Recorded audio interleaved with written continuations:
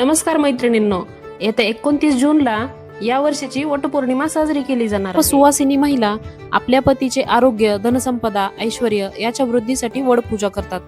तसेच त्या दिवशी उपवास सुद्धा करतात. तर चला मग आज पाहूया या वटपौर्णिमेच्या उपवासाला काय खावे किंवा काय खाऊ नये. उपवास करताना श्रद्धेसोबतच आरोग्याची विशेष काळजी घेणेही तितकेच महत्त्वाचे असते. उपवास सुरू करण्यापूर्वी सकाळी छान अंघोळ वगैरे आटोपून रोजची देवपूजा करून सुकामेवा, दूध किंवा एखादं फळ खा, ज्यामुळे दिवसभरासाठी चांगली ऊर्जा टिकून राहील. उपवासामुळे शरीरात पाण्याची कमतरता होऊ नये म्हणून दिवसभरात दर तासाला पाणी प्या किंवा शहाळ्याचे पाणी. तसेच जर तुम्हाला ऍसिडिटीचा त्रास नसेल तर लिंबू पाणी नक्की घ्या. तसेच या दिवशी तुम्ही सफरचंद, केळी, पपई यांसारख्या फायबर्सयुक्त फळांचा नक्की समावेश करा.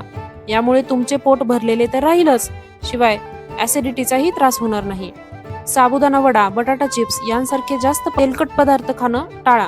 यामुळे आळस येतो आणि पचन संस्थेवर ताण येतो. साबुदाण्याची खिचडी खाण्याऐवजी तुम्ही भगर, राजगिरा लाडू, उकडलेला बटाटा, गुळ शेंगदाण्याचा लाडू, रताळी असा हलका आहार घेणे फायदेशीर ठरते. पूजा करण्यासाठी तसेच इतर काही कामांसाठी दुपारच्या कडक उन्हात बाहेर जाणं टाळा. शक्यतो सकाळी लवकर किंवा संध्याकाळी पूजा करा.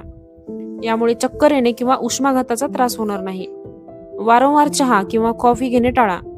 यामधील कॅफेनमुळे शरीरातील पाणी कमी होते आणि रिकाम्या पोटी शरीरातील ऍसिडिटी वाढू शकते. त्याऐवजी तुम्ही थोडेसे कोमट दूध घेऊ शकता. गर्भवती महिला, स्तनदा माता किंवा ज्या महिलांना मधुमेहाचा त्रास आहे अशा महिलांनी निर्जला उपवास करू नये. डॉक्टरांच्या सल्ल्याने उपवास करावा. संध्याकाळी उपवास सोडताना एकदम जड किंवा तेलकट जेवण जेवू नका. सुरुवातीला थोडंसं पाणी प्या किंवा ज्यूस प्या. हलकं आणि पचायला सोपं असं अन्न घ्या. अशा पद्धतीने आपल्या सर्वांचा आवडता पारंपरिक सण वटपौर्णिमा आनंदात साजरी करा. वटपौर्णिमेच्या दिवशी उपवासाला काय खाऊ नये आणि काय खावे या संबंधितला हा व्हिडिओ तुम्हाला कसा वाटला ते नक्की सांगा.